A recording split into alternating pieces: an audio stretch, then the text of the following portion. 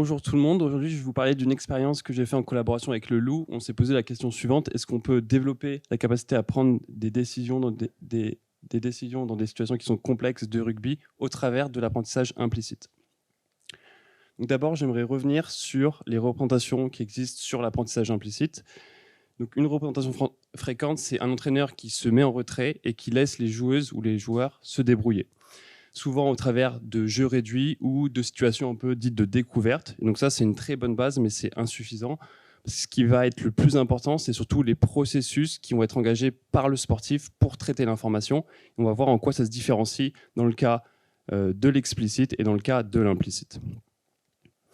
Donc, quand on entraîne en implicite, c'est ce qu'on vient de dire, il y a un traitement de l'information qui est spécifique selon la modalité. Dans le cas de l'explicite, on va avoir un sportif qui va essayer de tester des hypothèses activement. Souvent, les hypothèses, ça prend la forme de « si je fais cette action, alors je vais avoir ce résultat-là ». Donc, il y a une prédiction, et cette prédiction, on va pouvoir la comparer avec les résultats réels qui sont obtenus sur le terrain. Donc, au fur et à mesure, on va affiner les hypothèses, on va les transformer en règles, on va les associer aussi à des contextes. Et tout ce processus, il doit s'appuyer sur les ressources de la mémoire de travail, qui sont limitées à la fois sur le plan attentionnel et sur le plan temporel. Donc c'est une ressource qui est précieuse. Qu'est-ce qui va déclencher ce mode de traitement de l'information? Ça peut être tout simplement la volonté d'apprendre par le sportif. Ça peut être également un résultat qui est surprenant. Par exemple, je fais une passe, je réussis particulièrement bien ou particulièrement mal. Je vais commencer à m'interroger pourquoi ça s'est produit. Je vais commencer à tester des hypothèses. Ça peut être également l'entraîneur au travers des consignes qu'il va donner, au travers des feedbacks. Il va peut-être pousser les joueurs à se questionner. Et maintenant, on va comparer avec les processus plutôt implicites, où cette fois-ci, on va être sur des associations statistiques. Notre système va essayer de prédire notre environnement. Un élément, par exemple, que je peux associer, c'est la posture d'un joueur. Et ce que ça va me permettre de prédire, c'est est-ce que mon adversaire a plus de chances de partir à droite ou à gauche. Donc c'est un mécanisme qui est très basique, qui se base sur la plasticité neuronale, et c'est peu coûteux, ça se met en place très rapidement. Et c'est quelque chose qui est assez automatique et permanent, donc on n'a pas besoin de le forcer, ça se met un peu en place tout seul. Par contre, ce à quoi on va devoir faire attention, c'est d'éviter qu'il y ait des interférences entre les processus explicites et les processus implicites. Donc nous, notre enjeu, c'est de limiter au maximum, au travers de l'entraînement qu'on va créer, les processus explicites. Donc d'abord, pour ce qui est des méthodes pour mettre en place l'apprentissage implicite, la première base, c'est d'éviter tout ce qui va être feedback de l'entraîneur, consignes, questionnement. Tout simplement parce que c'est des conditions qu'on a créées pour l'apprentissage explicite et justement qui favorisent le fait de tester des hypothèses. Une autre condition qu'on peut utiliser, c'est de créer un environnement qui est tout le temps un petit peu changeant pour éviter qu'il y ait des patterns trop évidents qui émergent et qui pourraient être le support du coup de ces fameuses hypothèses. On peut également essayer de mettre les individus dans une situation de sans erreur, donc où ils sont en réussite. S'ils sont en réussite, ils ont moins tendance à se poser des questions. On peut également avoir une autre alternative avec la double tâche. Donc là, l'idée, c'est qu'on va mobiliser les ressources limitées de la mémoire de travail sur une tâche secondaire pour qu'elle ne soit plus disponible sur la tâche principale. Et finalement, on peut essayer d'avoir un entraînement où il y a une forte densité de pratique. On va éviter au maximum les temps morts. L'idée, c'est que, comme on l'a dit, la mémoire de travail elle a besoin de temps pour fonctionner. Si on réduit ces temps morts, c'est plus compliqué. Alors maintenant, pourquoi dans le contexte sportif, on s'intéresserait à l'entraînement implicite? La première chose, c'est que ça va permettre de développer des comportements qui vont être résistants, que ce soit face à un stress psychologique ou un stress physiologique. Et un deuxième avantage, c'est que tous les comportements que les sportifs vont développer vont être individualisés, dans le sens où ces comportements vont prendre en compte leur qualité individuelle. Si j'ai un individu qui est fort et un autre individu qui est très rapide, dans la même situation donnée, s'ils adoptent le même comportement, ils vont avoir un résultat différent, donc ils vont créer des associations différentes. Donc c'est un moyen d'avoir un entraînement qui est individualisé. Donc tout ça, c'est des résultats qui sont très intéressants dans le contexte de l'entraînement sportif, surtout à haut niveau, mais il y a la question du transfert vers le terrain. Et notamment, cette question, elle se pose parce que l'essentiel de ces résultats était obtenu sur des populations qui étaient plutôt débutantes, novices, et dans des tâches qui ne reflètent pas forcément la complexité des tâches de terrain. Souvent des tâches soit de laboratoire, soit des tâches de terrain, mais très simplifiées.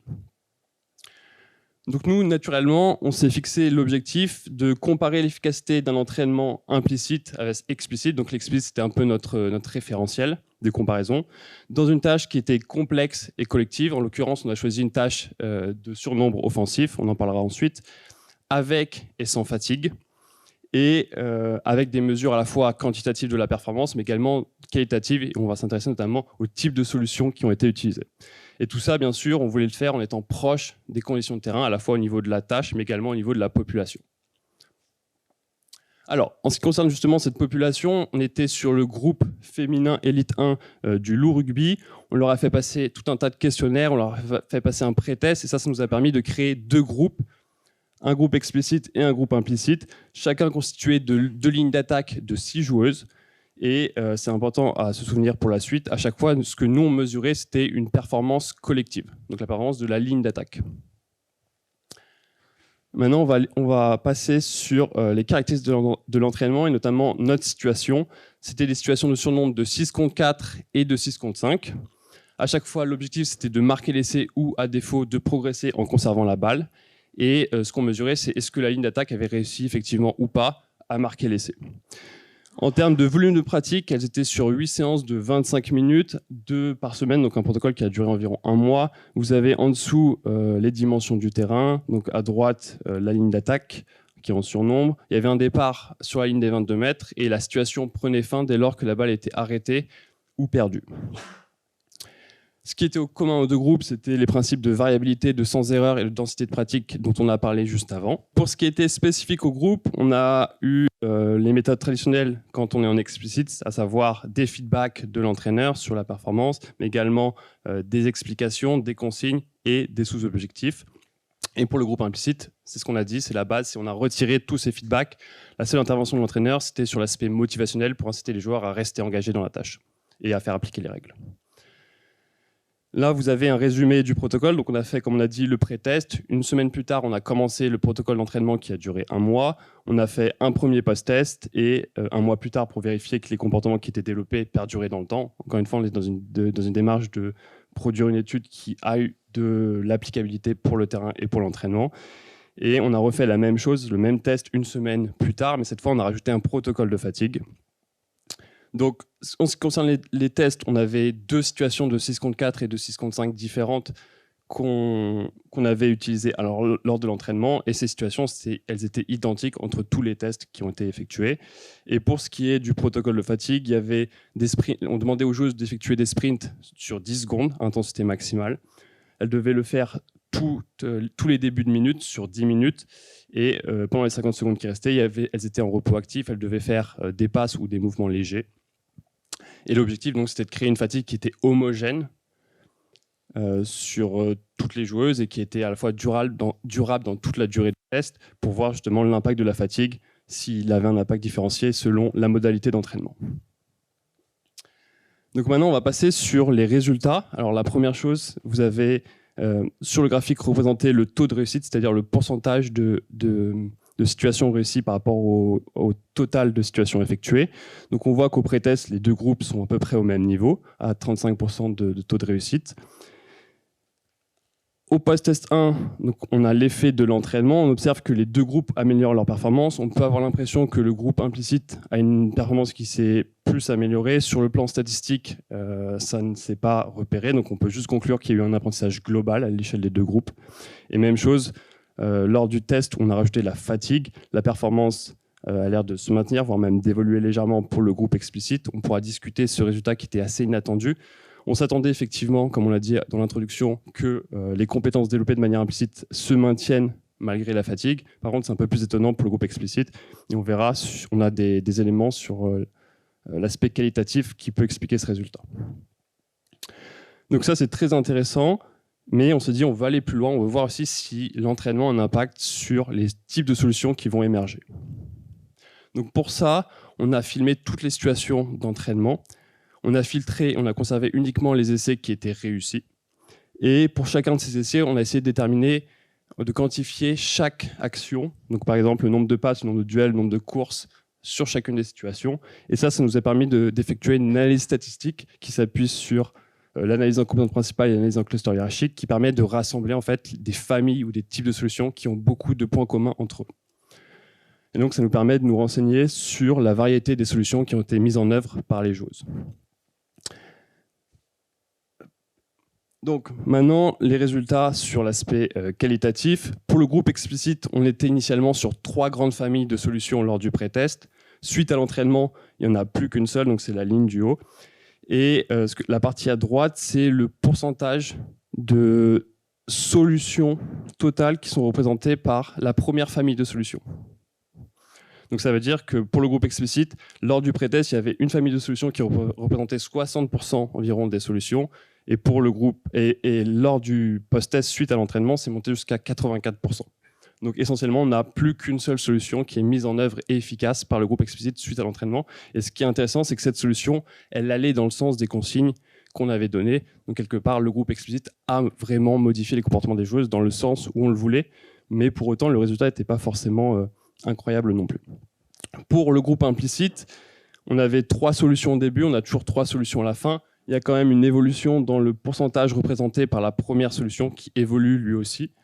Mais on a quand même un tiers des solutions qui s'appuient sur des solutions alternatives. Alors, on va voir si on peut mettre la vidéo. Donc, pour essayer d'illustrer un peu le type de solution qui a été mise en place. Donc là, voilà, c'est les joueuses vers la ligne d'attaque. Donc, ce qu'on avait demandé aux joueuses, c'était d'utiliser... C'est le groupe implicite, là. Donc, c'est pas grave. Donc là, c'était le groupe implicite. Donc, le groupe implicite, souvent, c'était des solutions qui étaient très courtes. On essayait d'aspirer les joueuses avec des courses qui étaient plutôt fuyantes, latérales. Et on essayait de les prendre de vitesse, soit avec un contre-pied, soit en les contournant. On va voir si c'est le groupe explicite. Pour le groupe explicite, les consignes, c'était d'occuper la largeur, d'essayer de se mettre sur 2 lignes d'attaque, de vraiment étirer un peu la défense. Et une fois qu'on arrive à la fin du terrain, de relancer de l'autre côté et également d'avoir de la vitesse vers l'avant. Okay. Bon, okay. Donc essentiellement une solution qui va dans le sens des consignes pour le groupe explicite et on conserve des solutions qui sont assez variées pour le groupe implicite. Donc maintenant, pour ce qui est des conclusions, la première chose, c'est que l'entraînement que nous, on a mis en place, il s'est révélé efficace, au moins autant que l'entraînement explicite dans notre cas, chez une population qui est sportive et avancée, ce qui est une première dans la littérature, et qui s'appuie sur des situations à la fois complexes et collectives. Et l'aspect collectif est important parce qu'une des questions qu'on peut se poser, c'est justement, dans une situation qui dépend de la cohérence des actions individuelles, est-ce que c'est pas important de créer un référentiel commun? Et il semblerait qu'en fait, l'implicite le permette dans une certaine mesure.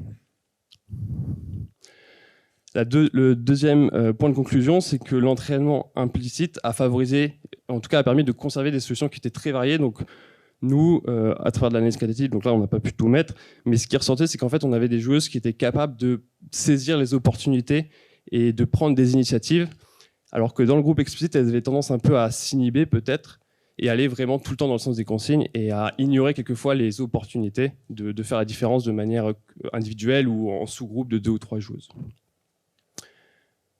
Donc maintenant, pour ce qui est des ouvertures, j'aimerais en discuter un peu avec vous.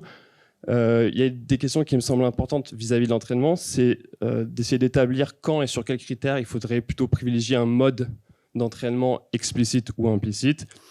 Et une autre question, c'est comment est-ce qu'on peut intégrer justement l'entraînement implicite aux pratiques actuelles qui sont déjà existantes et qui sont souvent très orientées vers l'explicite. Je vous remercie pour votre attention. Je remercie le Loup Rugby qui a permis de faire cette expérience, toutes ces joueuses et les entraîneurs Philippe Buffevent et Jean-Pierre Husson pour avoir réalisé un projet qui était très intéressant. Merci à vous. Merci Romain.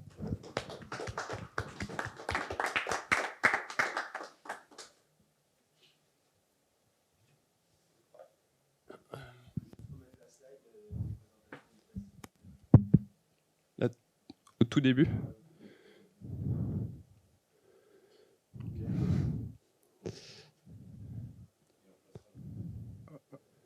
Ouais, oui. Celle-là ou celle-là? Ah, pardon.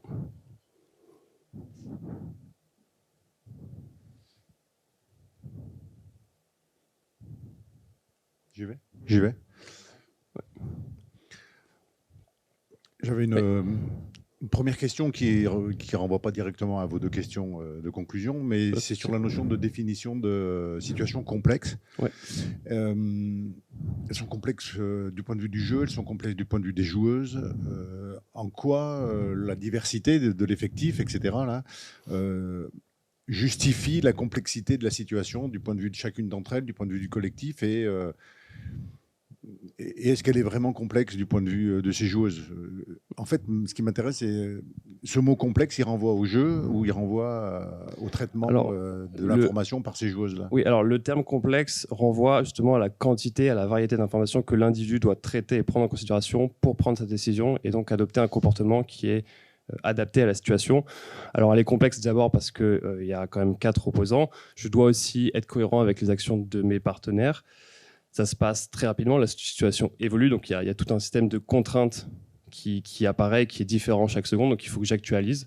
Oui, je suis d'accord, mais suivant les niveaux des joueurs, des joueuses en l'occurrence, c'est pas complexe du tout si ça se trouve. Oui, alors, un des éléments qu'on avait, c'est que effectivement, il fallait que on ait un taux de réussite qui soit suffisamment bas au début du protocole, donc qu'elle soit pas en situation de réussite dès le début pour qu'il y ait une marge de progression. Et c'est ce qu'on a montré avec l'entraînement, c'est qu'au début, elles étaient autour d'un tiers des situations qui étaient réussites, alors que des situations de 6 contre 4, a priori, on est censé quand même les gagner souvent. Et donc, on a eu une progression. Donc, c'est qu'elles n'étaient pas encore expertes, entre guillemets, sur ces situations-là.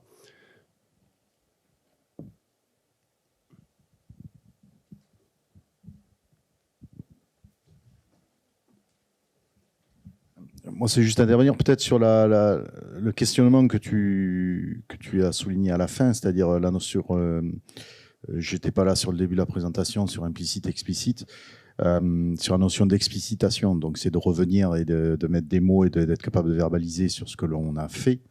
La question, elle est aussi dans la démarche de l'entraîneur, sur le fait que être explicite, est-ce que c'est dire voilà ce qu'il faut faire, ou l'explicitation passe aussi par du questionnement sur ce que les filles sont capables de faire, c'est-à-dire simplement, sans imposer une solution, comme tu l'as dit, être capable de questionner les filles sur les solutions qu'elles trouvent, et de dire qu'à partir de là, les questionner sur les comportements clés qui vont leur permettre peut-être de changer les choses, en gardant comme tu disais, des familles, un panel de situations, de solutions pardon, qui restent variées, mais qui interrogent toujours sur les critères de réalisation qui permettent d'être efficaces.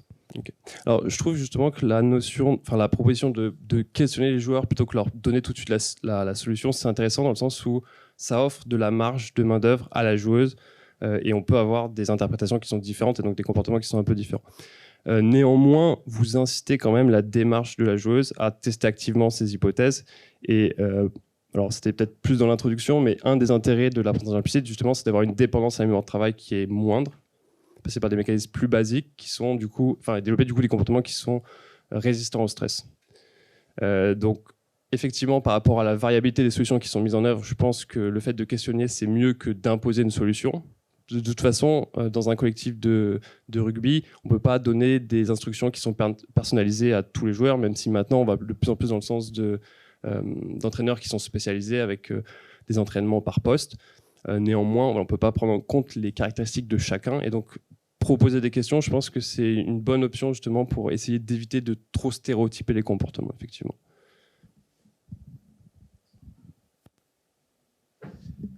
Bonjour, Yvan Dury. Donc moi, je suis coprésident de l'association Culture Rugby de Mouvement et Témoignage, donc je suis forcément très sensible à la présentation que vous avez faite.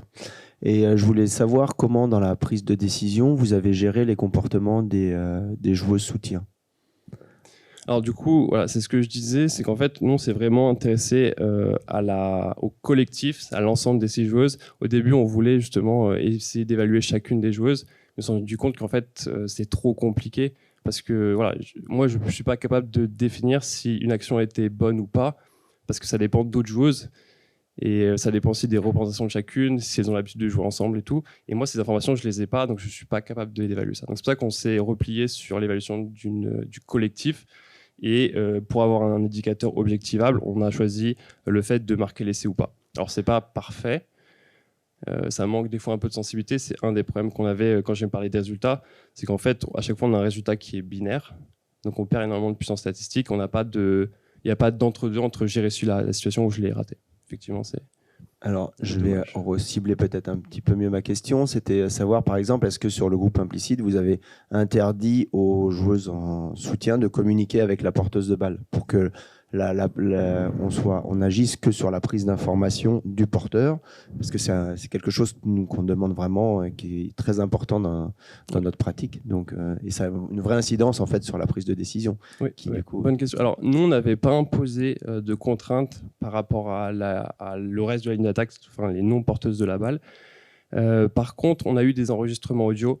Et une des conclusions qu'on avait, c'est qu'en fait, le groupe explicite, peut-être que c'était parce que l'entraîneur parlait, parce que l'entraîneur donnait des consignes, communiquait beaucoup plus entre elles, alors que le groupe implicite, on s'est rendu compte qu'en fait, elles communiquaient très peu. Donc, on ne l'a pas contrôlé, mais de fait, voilà, la communication était largement diminuée.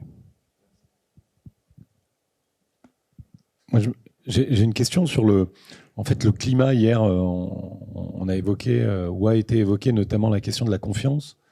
Et par rapport à la position de l'entraîneur dans cette situation implicite de non-feedback. Et donc, quel contexte ça crée? Effectivement, s'il y a une familiarité, on n'est pas dans une situation de sélection et autres, etc. Le fait qu'il n'y ait pas d'infos, qu'il n'y ait pas de retour, ne va pas créer le même climat d'apprentissage que là, c'est la première sélection régionale pour accéder peut-être là-dessus. Alors, dites-moi si j'ai bien compris la question. Le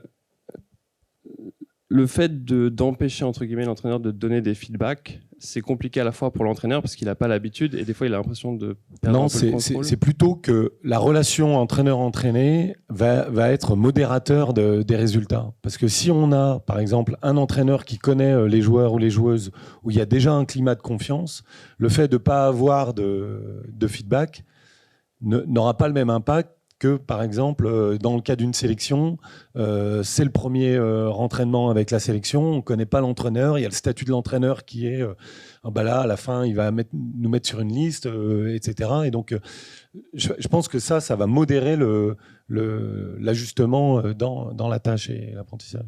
Alors, en termes d'engagement des sportifs ou en termes de relation entraîneur-entraîné? Je veux dire, sur le plan de la performance ou sur le plan vraiment social, interaction? Non, je pense de la performance. Okay. Alors, ce qui est important, c'est que effectivement, ces joueuses-là, elles avaient quand même des référentiels communs. Avant, elles s'entraînaient notre protocole, donc elles n'étaient pas novices, elles avaient déjà joué entre eux. Effectivement, si vous devez créer une équipe nationale et que les joueurs se connaissent pas ou partagent des cultures différentes, il va falloir que vous poser des bases. Alors, vous pouvez le faire de manière implicite. Le problème de le faire de manière implicite, c'est que ça va nécessiter beaucoup, beaucoup de temps. Et en fait, ces bases, elles vont se créer avec de la répétition. Donc, ça va peut-être prendre 2-3 mois. Alors que si vous posez une base commune que vous pouvez expliciter, vous pouvez le faire en quelques semaines. Et après, vous pouvez partir de ça et rajouter par-dessus de l'implicite. Ça renvoie très clairement à la question que vous posez à la fin sur à quel moment ou à quelle période ou dans quel contexte voilà, doit-on avancer sur la question du travail plutôt explicite ou implicite, enfin travail, méthode de travail plutôt explicite ou implicite. Ça renvoie aussi à cette question-là. Oui. Alors oui, c'est que c'est pas impossible de créer un référentiel commun de manière implicite, mais ça va mettre plus de temps. Et par exemple, je peux prendre un cas particulier, par exemple le fait tout ce qui va être remplaçant, ils n'ont pas forcément l'habitude de jouer autant que les joueurs principaux avec les collectifs ou avec les mêmes combinaisons. Et eux, il faut qu'ils aient une base explicite pour pouvoir rentrer, être efficace tout de suite et pas perdre de cohérence. Un autre aspect intéressant par rapport à ce compromis de créer une base commune, c'est les échelles de situation. C'est beaucoup plus facile de faire en sorte que 2 joueurs combinent bien ensemble que de faire en sorte que 15 joueurs combinent bien ensemble de manière implicite. Donc plus l'échelle est grande, plus on prend du recul, et plus ça va être important de poser des bases communes explicites pour que les synergies et la cohérence de groupe fonctionnent. Sans plus de réflexion que les 5-10 minutes depuis votre présentation, on pourrait penser au regard des chiffres spontanément comme ça, mais encore une fois, c'est peut-être bête, mais c'est spontané. Dans les apprentissages initiaux, on peut penser que ces aspects explicites seraient plus favorables à une adaptabilité future et que dans des apprentissages qui arrivent plutôt vers le haut niveau, cette notion de... Pas vers le haut niveau, mais après un certain temps d'apprentissage, pas les apprentissages initiaux chez les jeunes, on a peut-être plus besoin d'un cadre commun pour cette question de la performance ou individuelle ou collective. Plus spontanément, je le dirais comme ça, mais c'est plus pour ouvrir le débat que pour penser que j'ai raison. Alors, ce qui est sûr, c'est qu'effectivement, il y a une dimension temporelle qui est très importante. C'est-à-dire que de manière explicite, on peut modifier les comportements des joueurs très rapidement. Et par rapport à un public débutant, par exemple, on peut aussi décomplexifier des situations qui, pour eux, le niveau de complexité les perdrait. Ils ne savent pas quoi regarder, ils ne savent pas quoi faire, ils ne savent pas comment leurs actions influencent l'environnement. Donc c'est très complexe pour eux. Et le fait de les orienter, ça peut accélérer le processus d'apprentissage, effectivement. Mais l'enjeu, ça va être aussi si dans une démarche de développement à long terme, faire en sorte que les instructions qu'on donne de manière explicite, qui sont souvent des règles qui ne sont pas extensibles, c'est-à-dire qu'il faut que l'individu soit capable de les assimiler. Donc c'est en fait des sortes d'heuristiques, des approximations de la réalité. Et donc il faut avoir conscience aussi que c'est, entre guillemets, on fait un petit compromis de faire des approximations dans la formation du sportif, ce qui peut avoir des répercussions après sur le long terme. Donc c'est un compromis, c'est un choix à faire. Merci Romain. Bien sûr, vous pourrez continuer les discussions et les interrogations lors de la pause café et du repas. Et je te remercie encore et on va pouvoir passer à la session suivante.